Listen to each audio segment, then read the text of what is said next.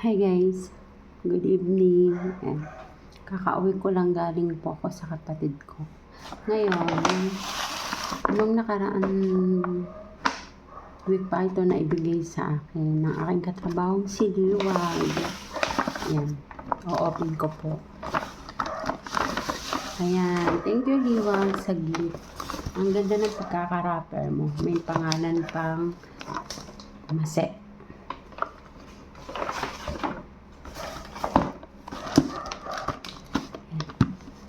Ngayon ka lang po i-open ang regalo ni Liwag sa akin.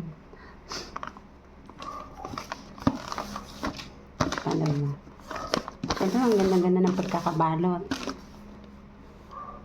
Kaya dapat, ganda rin ang pagbukas natin dapat. Ayan. Dito natin isisahan kasi nandito yung tape eh. Open ko na. Wow!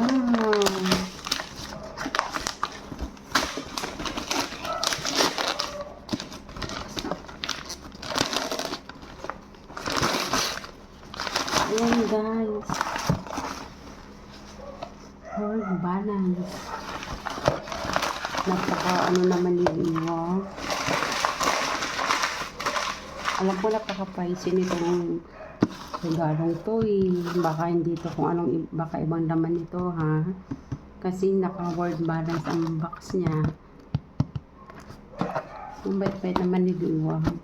Ang ganda na ng pagkaka-wrapper at yung kanyang lagayan pa ay word balance. Mamaya ibang laman nito ha. Ano kaya to? Oh my God! Meron pang wallet. Kasama sa this wallet. Grabe talaga si Liwag, may pang wallet pa. Baka naman meron pa tong laman sa loob Liwag ha. Masyado ka ng galante. Tingnan ko. Oh, grabe talaga si Liwag. Nakakatawa guys. Meron talaga siya guys. 5 pesos. Talaga naman, nice Liwag. Hintay na natin.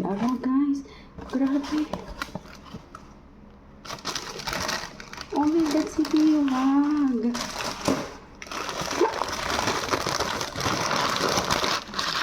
Grabe ka Liwag. Nice. Ang ganda ng regalo mo sa akin. Ayan guys, oh. Ang ganda-ganda ng regalo ni Liwag sa akin, guys. Thank you, Liwag. Liwanag ka talaga sa akin.